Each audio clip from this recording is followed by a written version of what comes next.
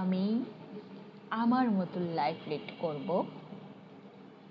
আমার পিছনে কেউ নেই, সামনেও কেউ নেই, শুধু যেদিকে তাকাই মরুভূমিতে শুধু আমি আমাকে দেখতে পাই। সো আমি নাচবো, আমি গাইবো। আমি কি পেলাম না তার হিসাব মেলাতে যাব না। আমার এই ছোট্ট জীবনে যা পেয়েছি তাতে আলহামদুলিল্লাহ। একা নো প্রবলেম, মহান সৃষ্টিকর্তা আছে আমার সঙ্গে, সেই আমার শক্তি। সংসার, স্বামী, পরিবার সবার জন্য, মনে হয় সবার জন্য না। মহান সৃষ্টিকর্তা যখন আমাকে এই পৃথিবীতে পাঠিয়েছিল তখন হয়তো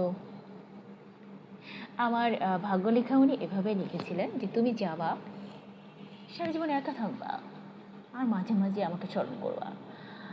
তোমার কোনো পরিবার হবে না, তোমার কোনো সংসার থাকবে না, তোমার কোনো বাচ্চা থাকবে না। বাট পৃথিবীতে আসার পরে যখন আমি বুঝতে শিখেছি তখন এটা মেনে নিয়েছি। কারণ উনি যদি চাইতো তাহলে আমার সব কিছু থাকতো। উনি চায়নি, আমার নেই, তাতে আমার কোনো আফসোস নেই। কারণ ওনার সবটাই তো আমি, তাই না? উনি আমাকে যেভাবে পরিচালনা করেছেন আমি সেভাবেই পরিচালিত হয়েছি। বাট আমি পাওয়ার হিসাব মেলাতে যাব না। আমার এই ছোট্ট জীবনে আমি বিশ্বকে দেখতে চাই। আমার এই দুটা সুন্দর চোখ দিয়েছে দেখার জন্য, দুইটা কান দিয়েছে শোনার জন্য, আর সুন্দর একটা মুখ দিয়েছে বলার জন্য। আমি শুনবো, দেখবো এবং বলবো। তবে সবসময় বলি না, মাঝে মধ্যে বলবো। আমি আমার কষ্টগুলোকে ভুলে থাকতে চাই, আমার না পাওয়ার বেদনাকে ভুলে থাকতে চাই। আমি এনজয় করতে চাই, লাইফটাকে এনজয় করো।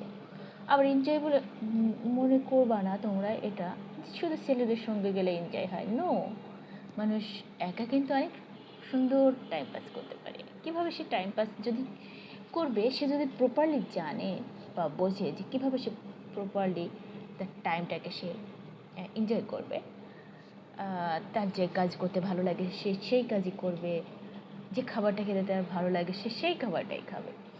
আমার যেমন, আমি কখনো গান শুনি, কখনো সিনেমা দেখি, কখনো মজার মজার রান্না করি, একা একা খাই। বিশেষ